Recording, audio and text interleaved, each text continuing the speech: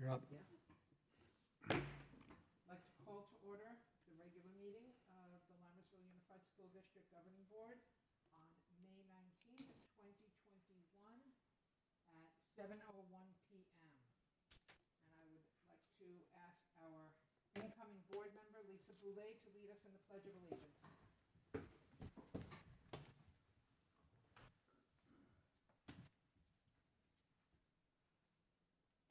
Allegiance to the flag of the United States of America and to the republic for which it stands, one nation, under God, indivisible, with liberty and justice for all.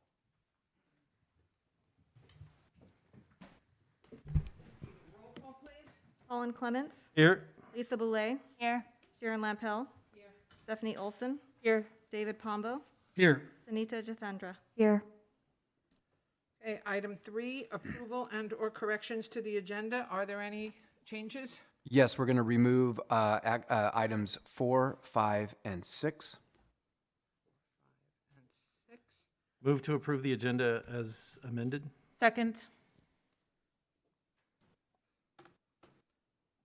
Okay, on a motion by Trustee Clements and seconded by Trustee Olsen to approve the agenda as amended. All in favor? Aye. Aye. Opposed?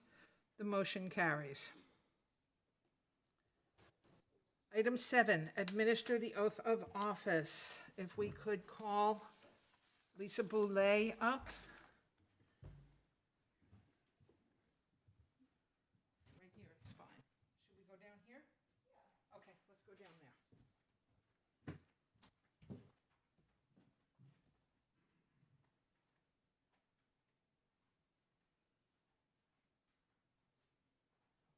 This is for you. So please repeat after me.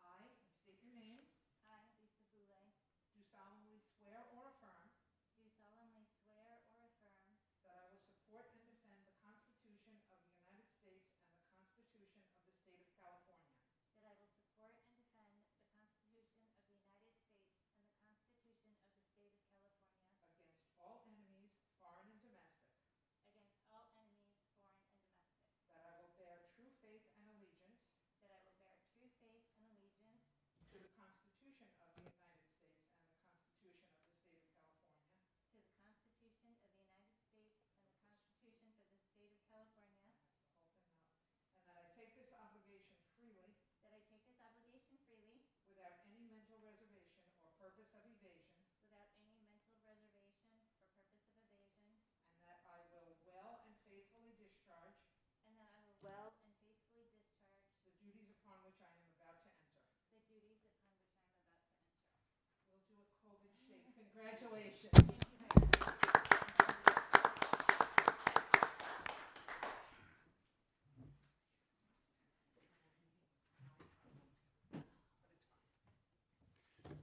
And you guys lined up perfectly for me to photobomb the picture.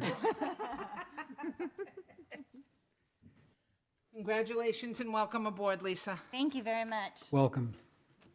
Thank you. Moving on to item 8, committee reports. District Advisory Committee, there's nothing to report. We do have one more meeting this year.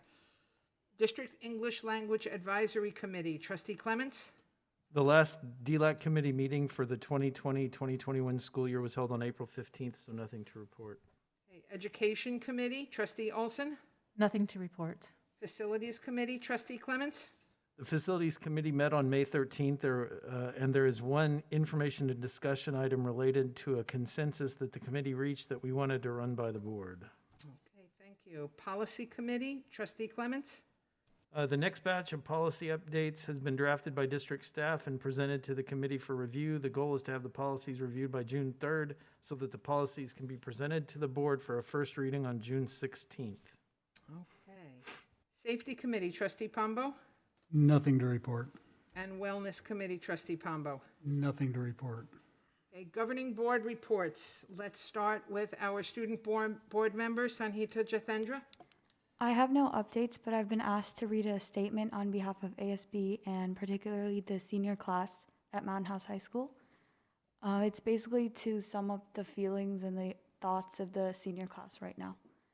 The associated student body planned to hold events that would bring our school's culture together and give us all a sense of normalcy once again. Yet we were met with disappointment due to the inconsistencies in the board's decisions. The main reason of concern to not hold the events that we had planned was due to COVID-19. However, ASB felt that these decisions led to frustration since the whole student body is attending classes on campus 5 days a week with the same COVID risks in place. We also took into account the board's concerns about seniors who might get quarantined before graduation, but if that were a true concern, we are asking why students would be returning to school after May 21st. We understand the dangers of COVID-19, but we don't understand how we are able to take certain risks in certain situations and not in other ones. We are appreciative of the fact that we are receiving an in-person graduation, but we still hope to hold other events as well for our seniors and for the whole student body. We hope that the district board moves forward in recognizing the voices of the students, and we hope to work in complete unison with you all with full transparency for years to come. So I think that ASB just wanted more clarification on the board's decisions regarding senior events because I don't think the communication was well on both sides, and that's why they asked to read the statement. Could we ask staff to get together with the head of the ASB and explain the whys and how the decisions were made with them? Absolutely. Thank you. Thank you. You're very welcome. Okay, wow, that's one. Trustee Clements, would you like to go next? Yes. First and foremost, I would like to welcome Lisa Boulay to the board.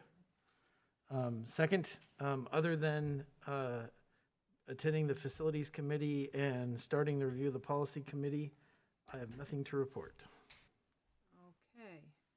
Trustee Olsen? I would also like to welcome Trustee Boulay to the board and congratulations.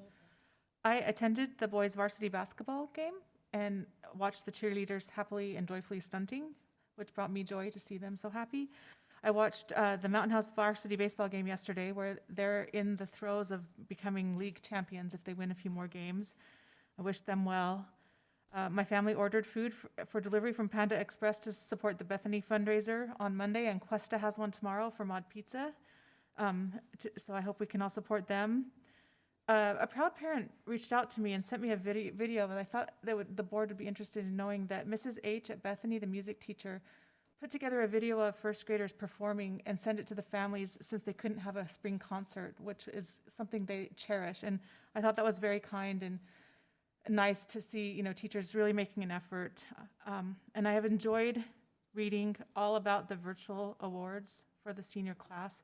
I've read all of your names, seniors. I congratulate you all. It's amazing, your accomplishments and perseverance during a very difficult time. So congratulations to you all. Today I had a site visit at Mountain House High School. Principal Fulbert took me to a French, English, literature, math, chemistry lab, and art class. It was great to see students there in person working collaboratively together and having that teacher support and interaction in real time. And I sat in the multi-purpose room and I observed lunch, and I stood in the halls and observed an exchange from one period to another, and was happily impressed with how well the students are doing at spacing and following protocols to stay as safe as possible. We received a lot of emails as a board, personally me and all of us, about concerns about a quarantine at the high school. And based on my site visit, I am confident that we are doing a great job of keeping students safe. Quarantines are no fun. We wish they didn't happen, but I believe we're doing everything possible to make this the best we can for our students, and I really appreciate the efforts of district office staff and high school administration in doing all they can to accommodate all of our students. And lastly, I am proudly wearing my MIG alumni button. I think I'm having a virtual graduation soon. I'm going to invite everyone to it. You don't have to attend, I won't be offended, but I'm going to invite anyhow. And one thing I learned in my MIG courses is the benefit of study sessions when we have a lot of new people. And I would just like to suggest to the board that perhaps a study session where we can all discuss as a board together the Brown Act and potentially the Governing Board Handbook and/or policies would be a wise use of our time. I know it's an extra meeting, but I think with new members discussing all together and getting that consensus and mutual understanding would be very beneficial. And that is my report, Madam President. Thank you. Okay, Trustee Pombo? After over a year of my not doing any site visits at our campuses, I've been busy visiting schools in the last few weeks. 2 weeks ago, I visited Lammersville Elementary, where Principal Duran toured the site with me. Then last week, I visited Cuesta Elementary and Mountain House High School, where Principals Sharp and Faubert hosted my visits. This week, I have visited Hanson Elementary and Cordes Elementary, where Principals Pacheco and Yeager guided me through their campuses, and tomorrow I will be visiting Wickland Elementary. Without exception, I've been seeing happy students and teachers following safety protocols. I very much enjoyed these visits and am extremely happy to once again be able to visit schools with students on site. And that is my report. Thank you. And Trustee Boulay? Thank you. I can call you that. Thank you. I do want to say that I'm very excited to be a part of the Lammersville Unified School District Board and to serve the school district in this new capacity. I want to thank all of the board members for supporting my application. There were a number of qualified candidates, and I'm truly honored to be selected for one of the vacancies. So thank you. I'm looking forward to the challenge. Yesterday, I attended the HOSA, the National Technical Honor Society, and the Biomedical Pathway Drive-Through Award Ceremony at the high school. And it was really a fun, energetic celebration with cheering and music. It was drive-through, but the kids were able to stop and take pictures. And I really want to say kudos to the high school administration, Chris Olsen, the teacher of the Biomedical Pathway, and the leadership students, because they really did a great job making this a special event for these kids. So kudos to them. And as Trustee Olsen has been reading the senior awards throughout the week at the high school, I've been just enjoying all of the accomplishments of these kids. And I look forward to that email every day. So I'm glad that they are sending that out and we can see these accomplishments. That's all I have. Thank you. Madam President, there's one thing I forgot. I would also like to welcome our newest board member, Lisa Boulay. I meant to say that, and then I didn't, so thank you. Okay, and of course, we all welcome Lisa to the board and are very excited. I'm so glad to hear about the biomedical drive-through. I know many of us every year used to attend the white jacket ceremony, and I miss that. So I'm glad they did have some sort of celebration at the end of the year. That's great. I've also been reading the virtual awards, not surprised how long things are and what our kids are accomplishing. I'd like to say that while I'm sad to leave the board after the next meeting, I know I'm leaving the board in good hands. I know everyone will do a great job. I was feeling very guilty for leaving midterm, but I'm not feeling so guilty anymore because I know the board will continue in the right direction after Monday's action. So I feel good about that. Okay, moving on to receiving public comment. The board shall give members of the public an opportunity to address the board either before or during the board's consideration of each agenda item. At a time so designated on the agenda, members of the public also may bring before the board matters that are not listed on the agenda of a regular meeting. The board may refer such a matter to the superintendent or designee, or take it under advisement, but shall not take action at that time. The board may place the matter on the agenda of a subsequent meeting for discussion or action. Individual speakers shall be allowed 3 minutes to address the board on each agenda or non-agenda item. The board shall limit the total time for public input on each item to 20 minutes. Is there any public comment tonight? I think we have all staff here. Okay. Moving on to item 11, consent items for consideration. What is open for consideration is governing board meeting minutes, contracts under $50,000, ratification of budget revisions and warrant list for April 2021, ratification of 2020-2021 new hires, ratification of resignations, and approval of early high school graduation or reduction of graduation requirement petitions. Does anyone care to remove anything from consent or discuss it? Okay, I'll entertain a motion. Move to approve consent. Second?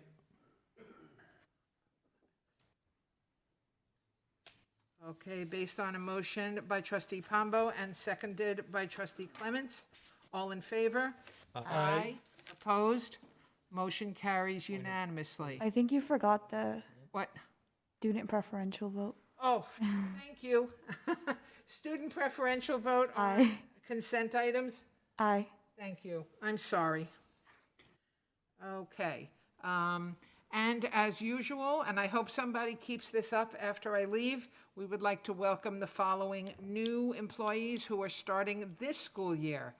Sheridan Asaf, School Secretary 1, Swagata Brahma, Special Education Paraprofessional, and Kayla De La Cruz, Instructional Aide. Welcome to Lammersville. Okay, District Administrative Reports, Superintendent Nicholas? Yes, I have a few items. One is I had a conversation on this morning with Steve Pinkerton of the CSD, the GM at the CSD, and he asked if I had received or the board had received the Safeway groundbreaking ceremony invite. If you weren't looking for it, you might have missed it, so I sent out an email this morning. But in case anyone didn't see it, there is a groundbreaking on May 24th at 3 o'clock in the afternoon. I responded late last night. Okay. Yes, so just making sure everybody has that. Second, Noel's going to post some pictures up here. About 3 board meetings ago, I spoke about a project we started. At Cabinet, I led a dialogue based on a triangle concept of about, okay, we're gonna drive to 9,000 students. It's gonna come and go very, very fast. Going from 6,300 plus students to 9,000 is huge, because that adding another third, the weight and size, scope, and scale of this district is going to get way more sophisticated. It's just a lot of humans. So we went through with the executive cabinet an exercise where we said, okay, where are we at on our journey to reach our potential, and what do we need to get ready for 9,000? Where are all your individual team members at on their journey towards their potential and your team's potential? And then how are your systems? Are your systems ready to go to 9,000? Or are they really good at 6,000 and are going to start shaking and quaking on the way to 9,000? And we've got to do the analysis now. So the first thing after we finished that exercise that became clear is one of the things that as an organization we were missing, and I think this is common, is our mid-level managers and the key team leaders in the district. We have not trained in team leadership and team building. And so I worked with Mary Hopewell, who's the consultant we brought in, and we've embarked on, I think it's about 20 people that are involved in this training. It's going to be 8 sessions. We did one big group session. And so the pictures I'm going to show you are the second phase of the Drive to 9,000 initiative. So this is Mary Hopewell's back. I've known Mary Hopewell for about 10 years. She's an exceptional professional developer, in particular with leadership training. And so we have 3 specific teams. This is all of them together. And they're all going to be learning about team leadership, individual leadership, and how to build teams. And they're going to do so. So this is one of the exercises we went through. I want to point out Brother Sean Yohanan there in the middle. He was doing the ponderous thought. And so everybody else was milling about. He was thinking about something sophisticated, and then later he presented out on that.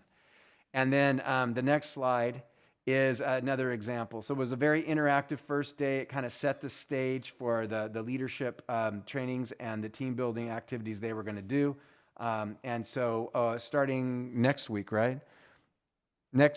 Tomorrow, the individual team sessions are going to start, and they're going to be 8 different sessions. So that'll be the second phase in preparing for our Drive to 9,000. So I wanted to share that with the board. We're all very excited about that. We announced this earlier, but it's always nice when someone ends up in a publication. So in the AXA magazine, our very own, but not for very long, Joni Hellstrom was acknowledged for her in the Springs being named the Secondary Co-Administrator of the Year. So we've already celebrated her, but it's always nice to go back and when they get their public acknowledgement. And then finally, something very exciting happened in the last few days. And it was serendipitous in that Trustee Olsen had sent me an email and said, is there any way we could look at maybe possibly having a vaccine event for our kids?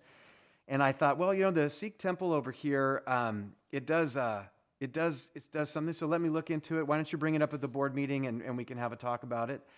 And the next day, or I don't recall, but at the county superintendent's meeting, Maggie Park, who is the county health officer, she's been asked to work with local communities to go small-scale vaccine programs. The mass vaccine sites have run their course, and a lot of them are being shut down because the massive numbers are. So now she's been asked to go out and hit communities. And so one of the places she could target is school districts. So I asked Superintendent Musalemus, well, what's the process? And he goes, well, why don't you just give her a call? So I called her. She's an unbelievably professional person, and she's been unbelievably supportive of public education over the last 15 months. Well, one phone call led to a meeting yesterday. Irene and Amy Isler, our district nurse, and within, I don't know, an hour and a half, we had a COVID vaccine event. And so this is the flyer. It's going to go out tomorrow, but my job is to inform the board first. And the goal is to hit 400 individuals, and obviously we're going to target our kids, 12 and older. And the whole idea is let's get as many people who want to be vaccinated, the opportunity to vaccinate, and that will help us with all of our challenges as we get prepared for next year. So I wanted to let the board know. And then the last thing I want to say is our public health official has probably the worst job in California. And for people, she has businesses and school districts and religious institutions and private sector and community organizations. Everybody wants something from her, and her job is to follow and implement the state guidelines for the county related to COVID.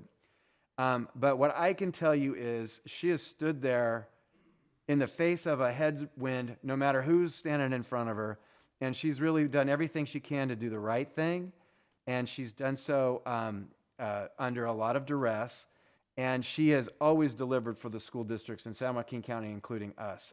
The unbelievably professional vaccine clinics that all of our staff went through was because she freed up the Pfizer vaccines for us to do that. We were one of the few counties in the state that tried to do it that way, and it was a tremendous success. So she doesn't get enough credit, so I'm going to say, at least on behalf of me, without her, I think things would have been a bigger mess for just the general status for public education in our county. So with that said, Madam President, that is my presentation. Thank you. I saw something on that flyer about the vaccines. They're going to be using the Pfizer vaccine? That is correct. Okay. Just wanted to clarify that. So moving on to enrollment report. Oh, so that would be me. 6,387. Wow, that's amazing. Item C, district maintenance and operations report. Welcome back, Mr. LeGrand. We missed you, Jimmy. Yes, Speaker, for the evening. Before I begin, I'd like to point out that Team 2 on the Drive to 9,000 will all represented here with myself, Irene, and Sean are all here. So we would hopefully get some extra credit tomorrow in the meeting, or at least I'll take it easy on us a little bit in our one-on-one meetings. As we mentioned last meeting, Thor and I had a meeting with our grounds department, our grounds company on the 22nd. I'm here to report we're seeing some improvement since that meeting. We have a Zoom check-in meeting with them a week from Friday. It's our first one of a series of meetings coming up over the next several months. On Friday the 7th, we had our lead custodian meeting. We talked about COVID clean and plans for the summer. On the 11th, we picked up our 4th and final shipment of PPE from the County Office of Ed. Irene set that up for us, so thanks, Irene. I attended the facilities committee on last Thursday, the 13th. This afternoon, I had a meeting at Mount House High School with the VP, and Larry and I went over there and talked about graduation, what they need for a graduation setup, and the stadium and all that kind of stuff. Spent about a half hour with them going over that stuff. Updates on our projects and maintenance issues. Happy to report, last meeting we talked about a bunch of HVAC issues we were dealing with, so we're working through most of those. We knocked the majority of those out. We still have an issue at Quest in the library working on, a couple issues at Altamont, and then the small gym was acting up tonight at the high school, but we're still working through it, we're making progress, so that's good news. I'm happy to report the bipolar ionization units are all complete, all through the K-8 schools. They finished last Friday. Our solar project, we had a Zoom meeting last Thursday. We have another meeting on the 27th. And then on June 3rd, we have a 90% review of the drawings with the architect before they go into DSA for approval, the city architect's office. So we're making progress on that. Staffing update, we interviewed for the lead custodian position at Bethany yesterday, and we hired one of our night people, which creates another opening for us, but she got promoted, so good for her. We're interviewing for the grounds maintenance position on Tuesday, and then the 2 Mountain House evening custodian positions on Wednesday, and then the warehouse / custodian position, that's also next Wednesday. So hopefully we will be able to fill those positions, hopefully by the mid to end of next week. And that's it from my report. Happy to answer any questions. Any questions or comments from the board? I have a question. It's regarding the infamous baseball nets. Regard what? The infamous baseball nets that aren't there. But when I was at the baseball game yesterday, I noticed the poles are shorter than the backstop. Is the net going to even do any good? The nets that are going to go in? Is that what you're asking about? The baseball field, the Yeah, nets. at the high school? Yeah. The poles, where you're going to install the nets on, they're lower than the backstop, and so I was just curious how that will. Those are the highest we could get without, it requires additional DSA approval and additional foundation and that kind of stuff. So we think with the height of the backstop and where we put them and the distance, the way it is from the home plate's pretty far off the fence too. So we think that distance, the ball will hopefully stop the majority of the balls hitting the house. So, Okay. yeah, it's not going to be 100%. So, but knock on wood, we'll get most of them. Yeah. And I said this at the facilities committee, but I'll say it again for the board. Thank you to you and your team and Associate Superintendent Harrison for bird dogging, for lack of a better term, the grounds. I mean, this is the second time you've been through this, second company you've been through. I know it's a pain, but I appreciate it. Thank you. Thank you, and thanks to Thor for his support. So, The project never goes away. So, okay, thank you. Item D, Cafeteria Financial Report, April 2021. Yes, we put out a cafeteria report annually. It's usually done this time of year. And I'm proud to report, through the excellent tutelage of our director, Bernie Hill, that our cafeteria fund is in the black. Most cafeteria programs lose money, then they're in the red.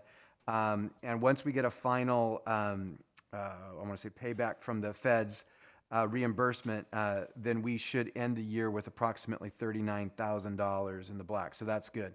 And she already upgraded some of her equipment, so I think that'll set her up and the food program up next year very nicely. Excellent, thank you. Any questions or comments on that from the board? Okay, moving on to action items. Item A, consider approval of 2020-2021 interdistrict transfer requests. As usual, is there no board report? None. Move to approve 2020-2021 interdistrict transfer requests. Second.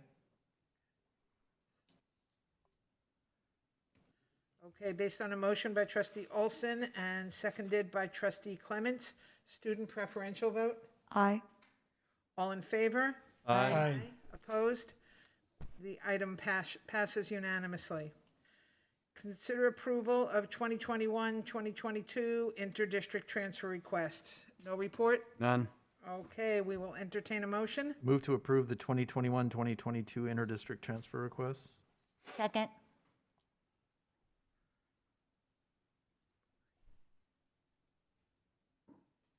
Based on a motion by Trustee Clements and seconded by Trustee Boulay, student preferential vote? Aye. All in favor? Aye. Opposed? Motion carries unanimously. Consider approval of adopting the Expanded Learning Opportunities Grant Plan. Staff report? Yes, this is a plan that was required that comes along with some of the funding that we've received. It's $3.7 million. So it's a perfunctory act, but it's a crucially important perfunctory act as this board approval is the final step to go through the process. Okay, any questions or comments? Move to approve adopting the Expanded Learning Opportunities Grant Plan. Second.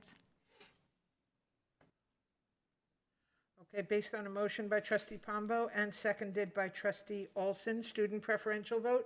Aye. All in favor? Aye. Opposed? Motion carries unanimously. Item D, consider approval of Governing Board Resolution 2021-12 to establish temporary interfund transfers. Staff report? Yes, we do this every year. It allows the district to deal with cash, not funding needs, but cash needs from fiscal years. Okay, any questions or comments from the board? Move to approve Governing Board Resolution 2021-12 to establish temporary interfund transfers. Second.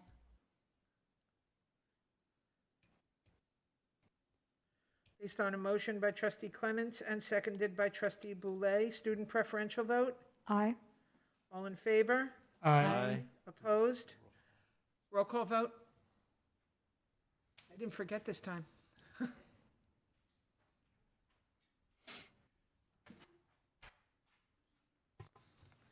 Colin Clements, Aye. Stephanie Olsen, Aye. Sharon Lampel, Aye. David Pombo, Aye. Lisa Boulay. Aye. Thank you. Motion carries unanimously. Item E, consider approval of public disclosure form AB 1200 of collective bargaining agreement for unrepresented, certificated, and classified confidential management groups, California School Association, Chapter 873, and Lammersville Teachers Association. Staff report? Yes, 2 weeks ago at the last board meeting, it was recommended to the board, who generously approved acknowledging the tremendous effort of all staff members in our district over the past 15 months with funds that could be used as a one-time, what's the word I'm looking for? 54 is not as fun as 50 was. Compensation, there we go. A one-time compensation for our staff, which was met through feedback with a very significant thank you to all of our board for that act on Teacher and Staff Appreciation Week. So this has gone out to the county. Has it come back yet? This is the vote for this, and then that's... And then it goes to the county. Yeah. Okay. It is with great pleasure that I move to approve of public disclosure form AB 1200 of collective bargaining agreement for the unrepresented, certificated, classified confidential management groups, California School Association, Chapter 873, and Lammersville Teachers Association.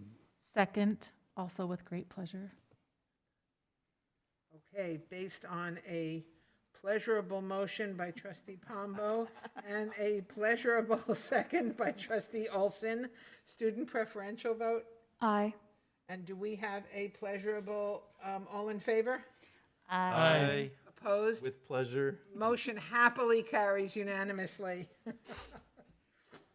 Okay. Item F, consider approval of Governing Board Resolution 2021-12 2021-13 for the tire-derived product grant application. Staff report? I've been looking forward to talking about this all day. Safety precautions for play equipment and gushy things for kids to fall on that are try to keep them injury-free. So this allows us to front the money and get reimbursed through this board resolution. So with great pride that we get to recycle tires to protect our kids, I recommend we approve this. Any questions or comments from the board? I'm glad to hear that there are grants out there to help keep our kids safe. Okay, I'll entertain a motion. Move to approve Board Resolution number 2021-13 for the tire-derived product grant application. Second. Okay, based on a motion by Trustee Olsen and seconded by Trustee Boulay. Student preferential vote? Aye. All in favor? Aye. Aye. Opposed? Motion carries unanimously. Roll call. Roll call. Oh, roll call vote. Lisa Boulay, Aye. Colin Clements, Aye. Stephanie Olsen, Aye. Sharon Lampel, Aye. David Pombo. Aye. I missed that it was a resolution. Okay, item G, consider approval of the Governing Board Resolution 20-21-14 for the San Joaquin Valley Air Pollution Control District New Alternative Fuel Vehicle Purchase Grant Application. Staff report? I've been looking forward to talking about this item all day. This is an opportunity for us to get a free electric vehicle. It would be a Uber version of a golf cart, I would say, would be a fair way to say it. We always need to schlep things around, and the more vehicles we can get for free, the better it is for all of us. We have to pay for tax, license, and delivery, but the vehicle itself is free once we go through this process, so we recommend approval. And there's no harmful footprint on this vehicle because it's electric. Jimmy's hands get dirty sometimes, and so he might leave but other than that, we're going to be good. Any questions or comments from the board? Okay, I'll entertain a motion. Move to approve the Governing Board Resolution 20-21-14 for the San Joaquin Valley Air Pollution Control District New Alternative Fuel Vehicle Purchase Grant Application. Second. Okay, based on a motion by Trustee Boulay and seconded by Trustee Pombo, student preferential vote? Aye. All in favor? Aye. Opposed? Motion carries unanimously. Roll call. 14. Roll call. Oh, roll call vote. I even wrote it down. Lisa Boulay, Aye. Colin Clements, Aye. Stephanie Olsen, Aye. Sharon Lampel, Aye. David Pombo. Aye. 61 is not as fun as 54. Okay. Item 14, information and discussion items. Item A, Facilities Committee recommendation on facility use by outside organization. Staff report? Yeah, we're going to have Associate Superintendent Harrison present information. Board President Lampel, trustees, Dr. Nicholas, thank you for having me this evening. We had a Facilities Committee meeting last Thursday, and one of the items that we discussed at great length was the use of our facilities. As the board is aware, with the support of the board and under recommendation of the Facilities Committee, we discontinued use of our indoor and outdoor facilities during this COVID crisis due to CDPH guidelines and the safety of everyone involved.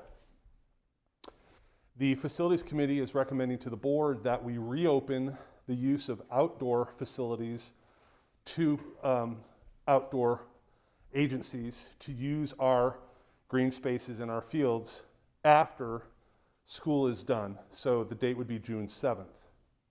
Along with that recommendation, the committee also discussed reorganizing some of the procedures we use for the use of our green spaces. There's a lot more schools now in our district than when we created the facilities handbook, and there's a lot more space that can be used by outside agencies on an ongoing basis.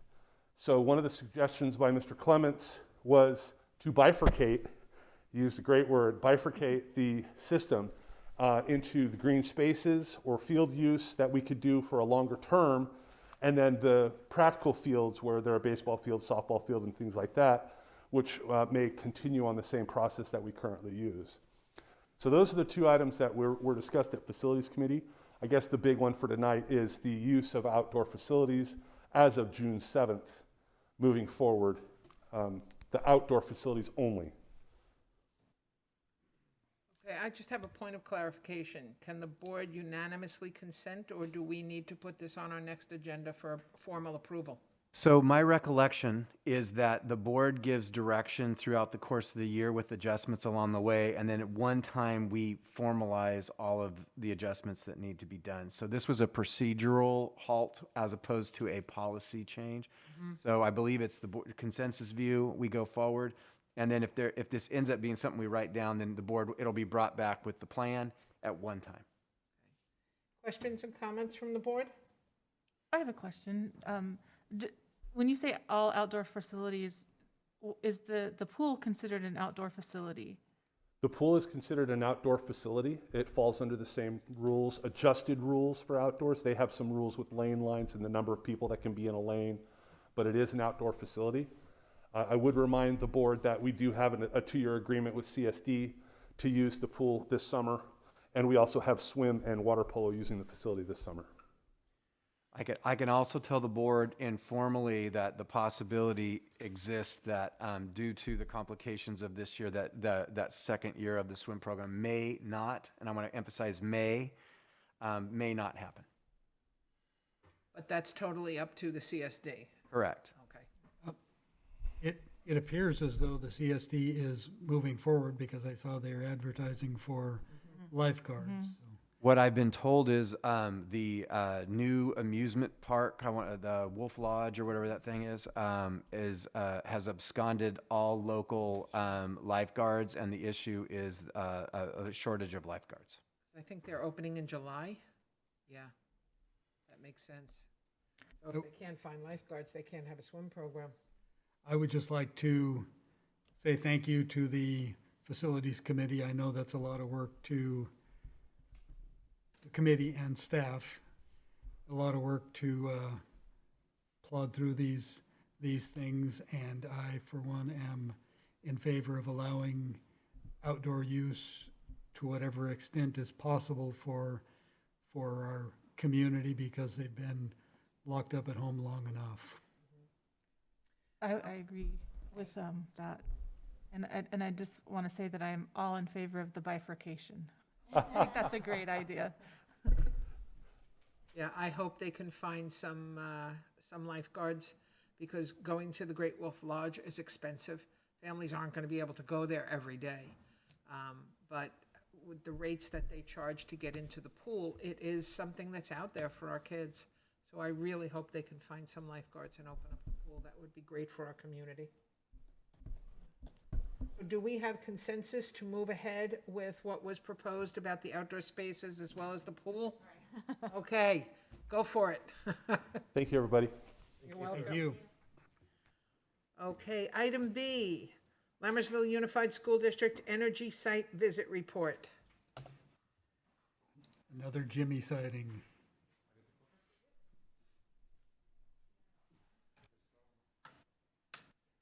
See another Jimmy sighting? Good evening, thanks for having me back. Just a background for the especially new board members. As part of our Prop 39 funding, we get this use of a part-time energy manager. Tonight we're going to talk about the site visit summary reports, and I talked about the energy dashboard and energy assessment back in February. The site visits were last month on the 15th and 16th. It was a Thursday and a Friday. Just as a reminder, our biggest energy use is lighting and HVAC. Those are the orange and blue or orange and gray things you see up there.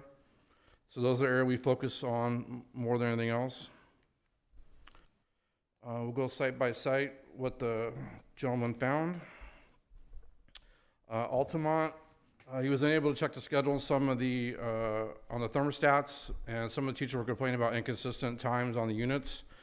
So what we did, the recommendation was to check the programming, ensure the schedule's accurate, so we did that.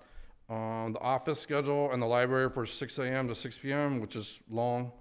He recommends 15 minutes before and 30 minutes after, so I need to work with the site and probably adjust this down to maybe 4 or even 5 at the latest. Yes. Point of clarification, you said 30 minutes after, but it says 30 minutes before the end of occupancy. 15 minutes before, yeah. So normally at Bethany, Wickland, and Lammersville, the units come on at 7. 6 is a little early, but school starts. I think 15 minutes before is a little too short. Personally, it needs to be at least a half hour. I was referring to. We probably won't take that recommendation, but I think 6 p.m. is a little bit late for them to be on. I was referring to the shut-off time, which it says 30 minutes before unoccupancy rather than. Yeah, his is 15 before. It's weirded word, weird, but On really hot or really cold days, 15 minutes is not gonna be enough to get the room up to temperatures that are comfortable when they come in, so it needs to be a little longer than that. Bethany, thermostats are real consistent, so no recommendation from there. Again, this came up in the past about the Keurig, the coffee makers. Those stay plugged in, they heat them, I think it stays active all day, so they draw electricity. So there was one of those in the staff round and then one in another classroom. can I tell you something about those? They can be set to turn off after 2 hours. Oh, okay. So if you talk to the sites, because that's what I do on my home one, so I don't leave it on for too long. You can Okay. set it to completely turn off and not keep the water warm after however much time you want. I'm not a coffee drinker, so I don't really know how those things work. I could tell by the way you pronounced Keurig. Thank you. Cordis, we've having some HVAC issues this year in some areas on campus. And we've been working with the contractor as a warranty on them, getting the programming dialed in. I think we have it dialed in right now, so hasn't been any complaints in a while. And then he went in the gym and the lights were on. Someone may have just walked out. They're generally on during the day. Again, Hanson, he couldn't get into the programming, so I had to go after he left and go and check the program, make sure everything's running. We've already done that. Again, with the personal mini fridges, microwaves, stuff like that, in some of the classrooms in the B building. To my knowledge, we don't have a policy against that kind of stuff. So, anyways, his recommendation is to either keep them all in the staff lounge and not keep them in the classrooms. Lammersville had issues with time and data on the thermostats, and he went ahead and I gave him the code. He went ahead and fixed that while he was there. There was one light that was on. The photo set was bad. We've already fixed that one, so that's already done. Teachers lounge at Questa has a lot of stuff. Soda machines, fridges, microwaves, coffee makers, pretty loaded up. His recommendation would be to reduce some of that stuff. And then some of the classes had their TVs on, their presentation, the big TVs on when no one was in there. So that's getting the teachers to turn that off if they can. The custodians have been directed to, if they go in to clean at night and it's on, to shut it off. So that's the standing order we gave them a long time ago. Wickland, again with the thermostat issues, he fixed the time date thing. Room 613 had 2 space heaters, which we don't encourage. So again, recommend not having those in the classroom. Do we have something that can prohibit those? Because they're dangerous. The only time we get them a space heater is when the heater's actually out or broken, and or an AC, same thing, the AC's not working. We don't provide them any space heater for any supplemental type heat. But I'm not aware of any policy that the district has about not having that stuff. Do we know if there was a problem in room 613? No, some of the teachers, Why there would be 2 space heaters in a classroom. some of the teachers aren't happy with the temperature settings we have, which are 75 for cooling, it go down to 73, and then 68 for heating, can go 2 degrees up to 70. They want some of the rooms to cool down to the 60s, and some of the heating up above in the low 70s.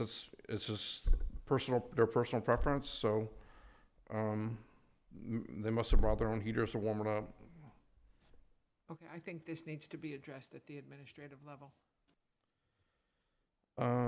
Wickland, the set points are off a little bit. He went and fixed those. Then again, the teacher's lounge with the soda machine, fridges, and there's quite a few things in that staff lounge too. In the high school, he went in the computer lab. All the computers were on, but no one was in the classroom. I don't know. They may shut that on their own. I don't know what that's showing that. And then the fridge in the culinary classroom were running, but there was no one in class. But now we're using the culinary room, so that's not really an issue anymore now that the kids are back. The DO has some date time things on the thermostats here. And then one of the room thermostats had a Saturday Sunday schedule, which it shouldn't have, so we fixed that one as well. These are his recommendations. I've showed you guys this before about how to save additional energy, HVAC, lighting, electronic devices, mini fridges, turning cameras and TVs off. We don't have a lot of rooms with pets and plants. That's not a big issue for us.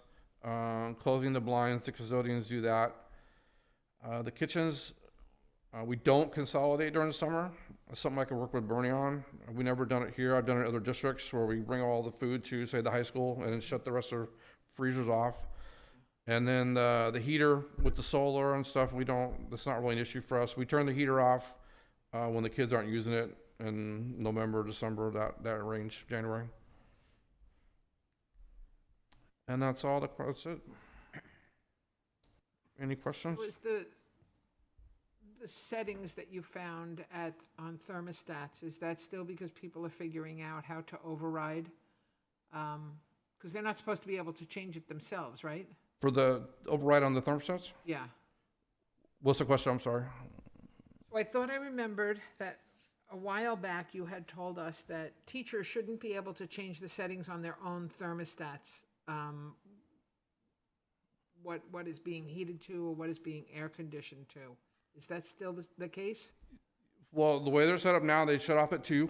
Uh-huh. And depending on the school, Wickland, Lammersville, and Bethany shut off at 2, and then the teachers have to override after that. The other schools run until 3 or 4. But I'm talking about them changing the temperature. I thought there was like some administrative, I may be remembering this wrong. I thought there was some Are the administrative teachers code able that to they- override the temperatures during the day and then leave it at the overrode? Ridden. Okay, sorry. You're messing it up as bad as I did. Sorry. No, the manifold within the thermostat. The teachers have a 2-degree swing either way from the set point. So Okay. if it's 75 for cooling, they can go to 73 to 77. And it's 68 for cooling, they go 66 to 70. So there's a 4-degree dead band. They have that range to adjust the temperatures on. They can't go below 73 or above 70 for heating. There's lockouts on the thermostats. They can't do that. Okay, They have a little bit of about a 2-degree swing either way. which is reasonable, yeah. Yeah. Okay. And if I understood the report correctly, that wasn't the issue with the settings. The issue was they were on the wrong time or date, Yes. right? Okay, thank you. Yeah. Yeah. Thank you. Thank you. Between the two of us, we'll get it. You know what? My hearing's bad and the mask and the whole thing, so sorry. Thank you, Doctor. I was going to hand signals next. Yeah. 2 and 2, something like that. That'd be cool. Thank you.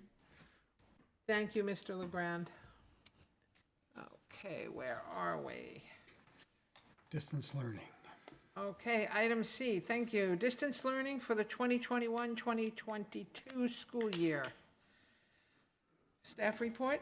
Yes, so I was directed by the board to have staff conduct a survey and gather feedback on our LVLA program. Before I give the presentation, I want to give an update on where we're at with the governor's budget process, because that will set the stage for what can and can't be considered moving into next school year. So in the budget cycle, in January, the governor proposes a budget based on projections. In May, he revises those projections based on tax revenues.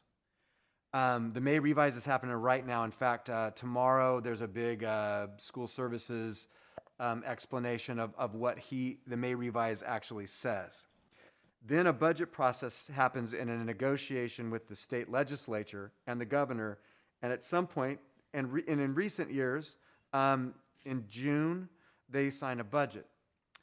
What I can tell you in this article, which is a couple of days ago, is that there is nothing in the May revise that changes the governor's initial January proposal regarding flexibility tied to distance learning, and that the expectation is presently in the work that they're doing that in-person learning is the expectation. So that's the straightforward, blunt answer to what's going on for next year in the budget process. However, they are opening the door for a trailer language bill tied to independent study that might provide a modicum of expansions there.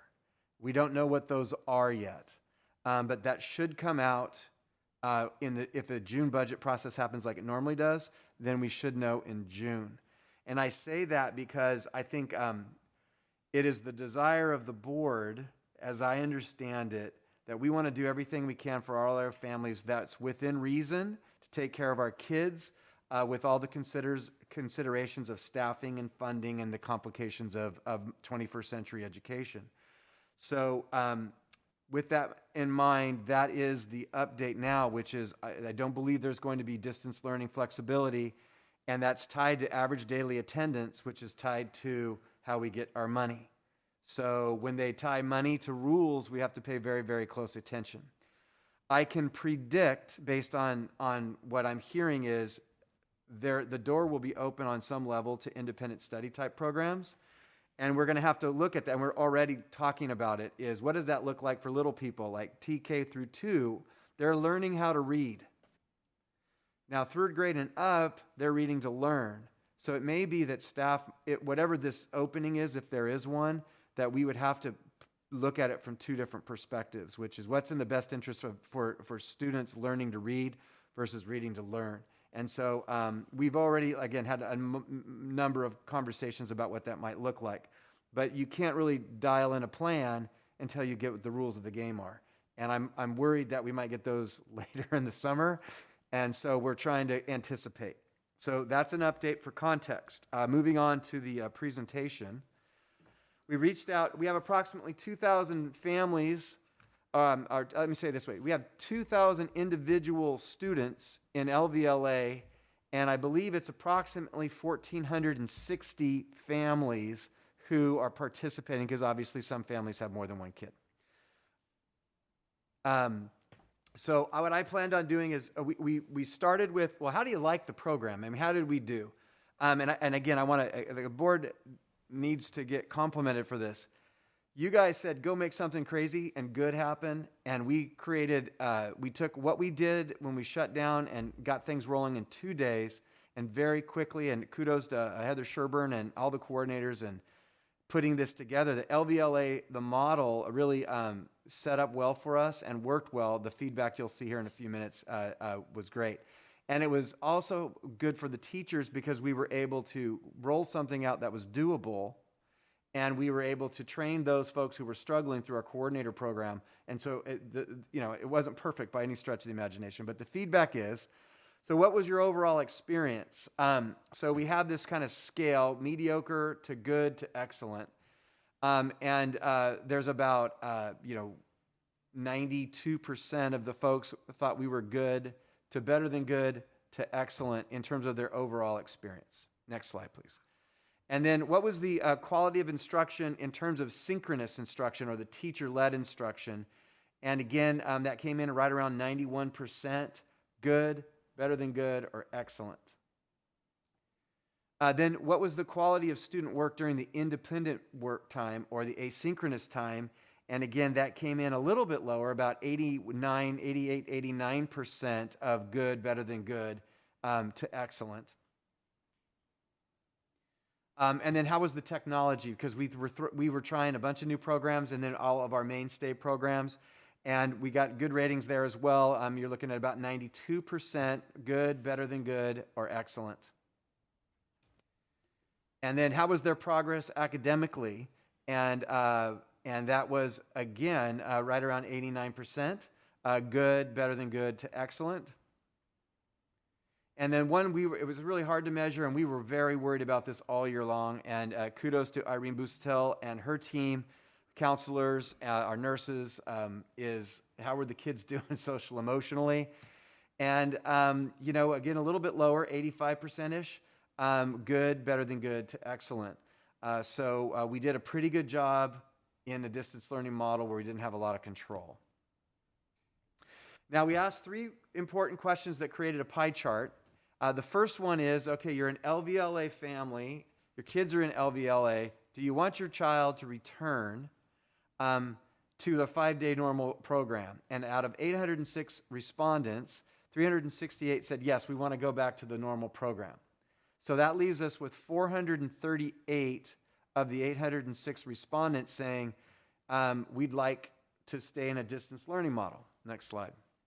So sounds like a lawyer wrote it, but I wrote it, but we had to educate and not promise a false hope, right? So at this time, the current guidelines do not allow for distance learning model programs in 21-22. If the state guidelines change to allow for a program like LVLA and funding is available to the district to provide it next school year, would you want your child to continue in a distance learning model? And so of those 430 original people who wanted distance learning, 428 responded and 416 said yes. 12 said no, they'll go back to the regular program. So now we're getting to a baseline now for 416. Next slide, please. And because I was in lawyer mode, I wrote another long-winded question, but it had to be said. So if the state guidelines do not allow for a program like LVLA to occur in 21-22, but does allow for an independent study model, at elementary grade levels, would you want your child to participate in an independent study model program? And so of that 416, the number dropped significantly, and we have a core group of 280 that would take independent study or distance learning or LVLA-like program. And then of that 430, 111 would prefer the 5-day normal schedule if their choice is independent study. So I think it's informative on a general level as we're waiting for information to come from the state about the number of people. Again, 2,000 total students, about 1,460 individual families, and when you get through all of that, we have 280 people that want some form of distance learning, irrespective of the model. That's 280 adults, right? So it could actually represent more kids. There's 2,000 kids. We sent it to their families, right? So we erased the difference between 1,460 and 2,000. So there's 1,460 families that would respond to this. So of the 1,460, 800. So that's a humongous response. And I will tell you, at one point we thought we were only going to get about 250, and at the last minute they rolled in. So that was good. So we get good survey results, but if you get 70% of your respondents responding, that's really good information. So if you extrapolate those numbers, you would come out with 500 to 600 kids that, according to this survey, would prefer independent study if that were their only option to going. If you assume that those respondents are the multiple student families. They could be all the single student families. Yeah, it would be a number greater than 280. Yeah. If you took 1465 or whatever it was and 2000, we could do a calculation. I would have somebody better at math, do it, but it's certainly going to be larger than 280. But it was give or take half of the. Correct. Half of the individuals responded. Correct. So it would basically double that number if you can extrapolate, and that's a big if. Yeah. Now, the only caveat I'll throw out there is I want to remind the board that we made a promise that at mid-year we would review our programs. And so we put out a survey leading into the holiday season, and we said, do you want to switch? And you could go from hybrid to LVLA or LVLA to hybrid. And we had a very small number that wanted to go LVLA to hybrid, but that did happen. And we had approximately 200 that said in the survey, yes, we want to do it. And then when we called, about half of them pulled out. So to your number, it's not hard. You know, and I think factors that might influence it is what's the timing on little people being able to get vaccinated? What are the numbers, at the time? So I think we need to prepare for independent study is probably more than likely what we're going to be allowed to do. How do we get people signed up that are committed? And how do we flesh out the people that in a survey feel comfortable saying yes, but when the rubber meets the road, they're not going to do it. And so I think somewhere around 300 to 400 is probably the nut, but I'm guessing at that. Could you address to the board current rules, assuming that nothing changes at the state level, how many students we could have in independent study? Yeah, so I reviewed this a little while ago, and you might know a little bit better than me, but there's a 10% rule, and then there's factors within that, but that independent study is more of the secondary independent study, and so that's the rule for population. You think there's anything For lower grades, it's 10% and 10% in any continuation program. So 10% for each or 10% total across the district? They would take the number of, you can't have more than 10% of your continuation program, so our students in EPIC, you can't have more than 10% of those students in a pure independent study program, and then you can't have more than 10% of your students by district in a independent study program. So there are Can I ask a question of clarification on that? Because the high school online program, I'm assuming there's more than 10% of the high school students that are in that. So how do we get away with the 10% rule there that wouldn't apply to doing it for K It's to a 8? school site-based program, but I don't believe that we are breaking any rules with that because it's based at the school site and a program that's delivered at the school site. It still falls under the criterion of long-term independent study, which the rules are a little different than that. And we follow short-term independent study rules at our lower grade levels. We don't follow long-term independent study grade level rules at our lower grade levels because we haven't had that system yet in our school district. But we could have long-term Yes, independent study rules that would we could. accommodate more We students. could, yes. Okay. Yes. I'm sorry, did I answer your question? I kind of went all over the place there. No, you answered it. Great. Okay. Thank you so much. So the only other thing I would say is the other thing that we're running into is it seems like there's three groups. There's a group that's like kind of go with the flow. We prefer our kids in person. We'll take the hybrid. We're in about 45%, and then there's about 45% that are we feel very comfortable with the distance learning, and we have concerns, and we want to be as conservative about our approach to this as possible. And that's 90, right? And then there's 10% that's been floating. And one of the things is when we get a community outreach, we always respond. And when they start to hear, oh, there's limitations to my choice, there's a significant number that change their mind. So I just want to reemphasize the point that if I can get 8 of the 10 things I want, I don't want what I'm asking for. And we're running into that quite a bit. So if I lose 2 classes that I want to have, then never mind. And so as we're pondering this decision over the next few months, we have to keep that in mind as we will do whatever the board directs, and we will do as best a job as we can. We've got to get people to make commitments like we did with LVLA. We asked them to make a commitment for a semester. We'll give you a switcheroo if you want, and then commit for another semester. But I think we need to think about some firm lines because the fluctuations are difficult on staff to get it right, and we need people to make decisions. I don't know if that made sense, but I was trying to make sense there. Yes. I believe that staff should not spend a ton of time trying to figure out something that we don't know the rules to yet. And I appreciate the work the staff has done on both the survey and trying to outguess what the state is going to hand down to us. But at this time, I think our hands are basically tied until the state tells us what the rules are going to be to the game. Because if we start playing the game without knowing the rules, it's likely we're just spinning our wheels.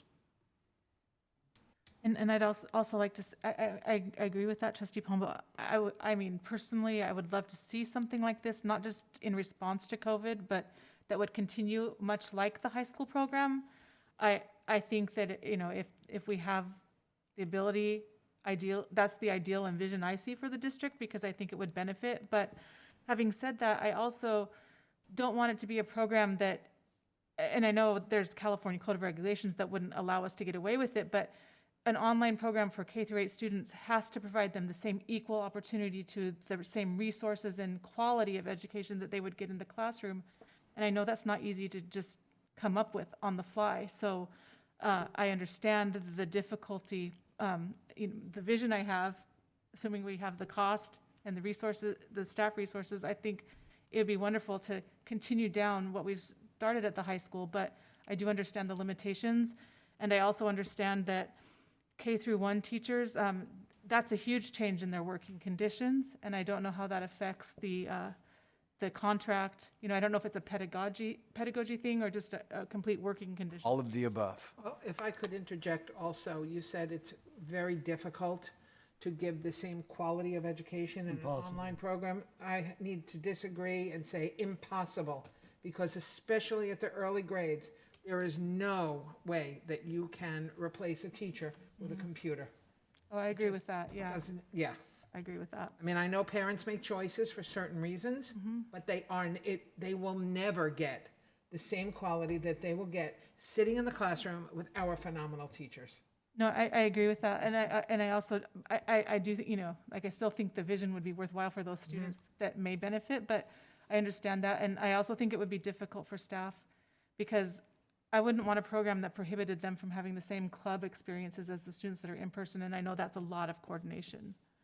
So the last feedback in response to that is, if this was a normal year, non-pandemic driven, we might have brought an idea like that to the board and say, hey, we've come up with this idea and we would like to investigate it, and it might look like this. And then typically the board would say, yeah, go do it and bring it back. And we would build it from a very small methodical approach to meet what Trustee Olsen's saying.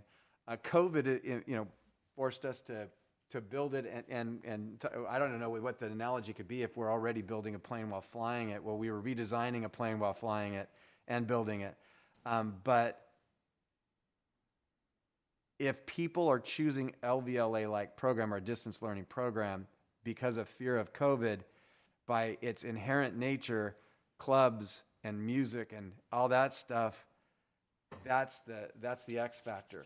So I think there's a way to keep the idea alive, but do it in a way that's a post-COVID world idea versus COVID-driven necessity. So, Well, a huge part of the difficulty of this is you have parents who are choosing today for something that is going to happen months from now. Which will change tomorrow and the Yes, next day and the next day. and months from now, the state guidelines and federal guidelines are certainly going to be different. Where the pandemic is undoubtedly going to be different. And where the vaccine availability and efficacy and all those other things are going to be different.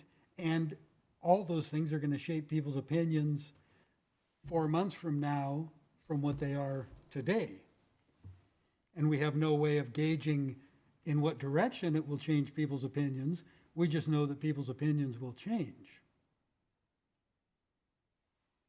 Yeah, and thinking about what we have to offer our independent study children, they have access to our library, access to clubs, kind of piggybacking on what Superintendent Nicholas just said.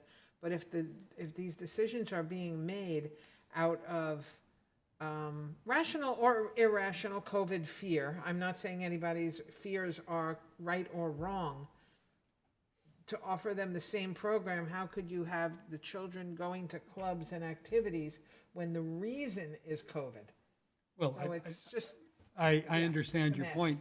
The, my answer to that would be if they truly are afraid of COVID, they're not going to send their kids to the extracurricular activities. And the parents who want to homeschool or have some version of homeschooling may indeed want to have independent study or LVLA or some other thing like it and send their kids to school for extracurriculars and the like for socialization and those sorts of things. And there are other venues for homeschooling. Yes. Okay, any other questions or comments from the board?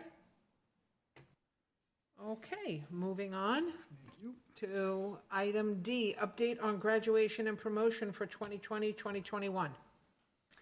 Associate Superintendent Harrison, who has taken on almost like a luxury cruise liner role for us in trying to get these promotion ceremonies and graduation ceremony together. He has an update. He's He's calling the me activities director. Julie McCoy. I'm Julie McCoy. Yeah. Yeah. Board President Lampel, trustees, Dr. Nicholas, thank you. So I gave an update at the last board meeting about graduation and promotion. I'd like to go through it again and highlight some adjustments that we've been able to make as a team. First of all, the high school graduation will occur in the stadium on June 4th at 6 p.m. Previously, I reported that only 3 family members could attend. We have now modified that to 6. The high school team has worked very hard with the stage contractor that we're using. They've done a CAD drawing of the field, and they've laid it out to have a structure where we can physically distance, we can have the 6 family members come to the graduation and still be safe and follow the rules that CDPH has handed down to us. So kudos to the team at the high school. They've worked a lot of hours trying to figure this out. We really wanted to have more than 3 people be able to come to a high school graduation, and they've achieved that so far. I'm going to have my my safeguard here at the end, like I always read on this. Just a reminder, 8th grade promotion, Tuesday, June 1st at the high school gymnasium is Altamont at 5, Lammersville at 7. Thursday, June 3rd at the high school gymnasium is Hanson at 5 and Cordis at 7. Also Thursday, June 3rd, outside on the outside stage at the school sites, Bethany, Wickland, and Cuesta are at 5 o'clock. All of those venues still have a 3-person limit due to the guidelines that we are following for CDPH. They will have seating arranged in clumps of 3 in the outdoor venues. So the family units will be separated from each other in clumps of 3 chairs. At the high school gym, we'll have the students seated in the middle, and families will be in the stands in clumps of 3. So we think it's going to be very safe, and we're really excited that we're able to provide a promotion and graduation ceremony this year for our kids. The disclaimer I want to make sure that I say, that I said last time, it should be noted both the graduation plan and the 8th grade promotion plan are subject to update, change, and even cancellation, depending on CDPH guidance changes in the future. Any questions? I would just ask that you work with Trustee Boulay so you can let the schools know which one she's going to attend. I believe it's We had a already sign. happened. Oh, you did that already? Okay. Okay. I just have 2 questions. The first question I had was a follow-up, something that Trustee Pombo asked last time about, given that, especially the outdoor ceremonies, the seating for some people will be really far back. Have you figured out if you'll be able to get a nice video of the students promoting so that all parents can have that? So we are going to live stream the event. Sean Yohannan is working on it. See, he's nodding his head. That indicates that yes, it's going to happen for all the school sites. And I believe we can record it and deliver it to families that want it, correct? Yeah, so we can do both of those items. And then my only other question is, could you please order the wind to stay away for the outdoor ceremonies and temperature of around 75 degrees? You got it. I'll work on that. Yes, ma'am. As part of the 6 family members, are the graduates allowed to invite their friends instead? As part of their 6 people? Like other kids, or like Other high school students? all they have to do is sign up with the high school and meet their criteria. Okay, thank you. I have a question, and I find it silly, but I want to know the answer anyway. One line says that each graduate may only bring 6 in-house family members. And then the next line says no out-of-state guests unless proof of vaccination. How do you get out-of-state guests that are members of the same household? What we're trying to indicate here is that the CDPH guidance says that you can only bring people that are in-house family members. However, if you want to bring an out-of-state guest, they have to prove that they're vaccinated. We're following exactly what the guidance read from CDPH. For indoor venues, now that has changed. It's for the indoor venues only right now. And we did not meet orange. We were hoping we would meet orange and be able to free up more, but we're still red. And we can't make changes on Wednesday next week for promotions that are the following week. So we feel like this is the plan unless things go south very, very fast. All right. So as usual, the twisted language came from above. Apologies, yes. You said a sign-up process. Can you just for the sake of over-explaining, how does that work? You betcha. So the indoor promotions at the high school has worked with our principals at those 4 K-8 schools to use ASB Works, which is a program we use at the high school for ASB activities and for buying yearbooks and things like that, that all parents log into once they come to the high school anyway. So we're going to use ASB Works for the ticketing for those 8th grade promotions for those school sites that are in the gym.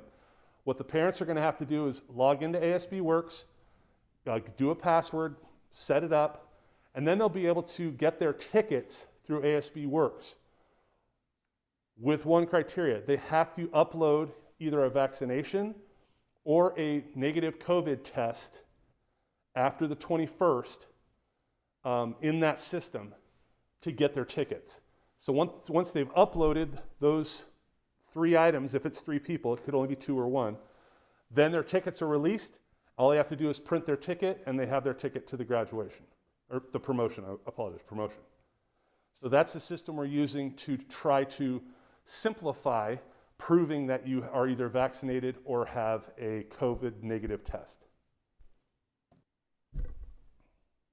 It became very complicated, and the principals have been really great. I got to tell you, it's very difficult this year, but they've been great. They're really working hard to provide for our 8th graders. I want to say I'm really glad that these kids are getting this ceremony. I mean, it's the culmination of either their K through 12 experience or their K through 8, and I'm just glad we're able to do it more as a more in-person and more personable and more celebratory type of event with family and friends. Yeah.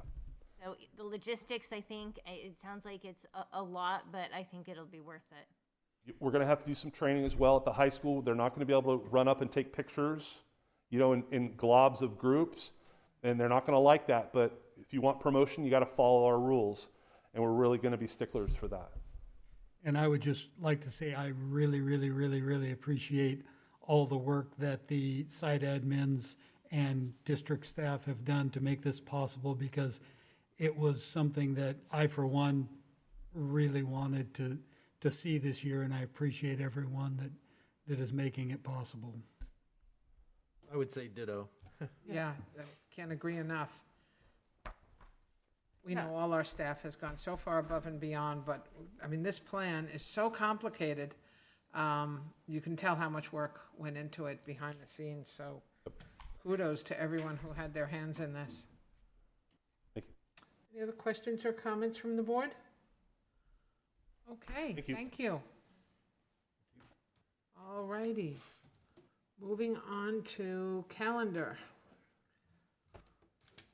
Wednesday, June 2nd, 2021, District Advisory Committee at 6 o'clock here in the District Office Boardroom. And on the same day at 7 o'clock is our next Governing Board meeting. During closed session, we will be discussing the following items: public employee discipline, dismissal, release, and complaint, conference with legal counsel over existing litigation, student discipline and other confidential matters, and conference with real property negotiators. I will entertain a motion to adjourn. Move to adjourn. Second. Okay, based on a motion made by Trustee Pombo and seconded by Trustee Olsen, student preferential vote? Aye. All in favor? Aye. Opposed? Motion carries. We are adjourned to closed session.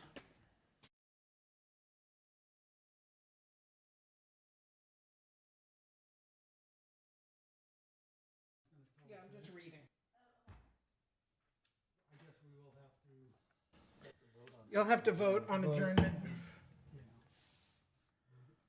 Motion and vote on adjournment.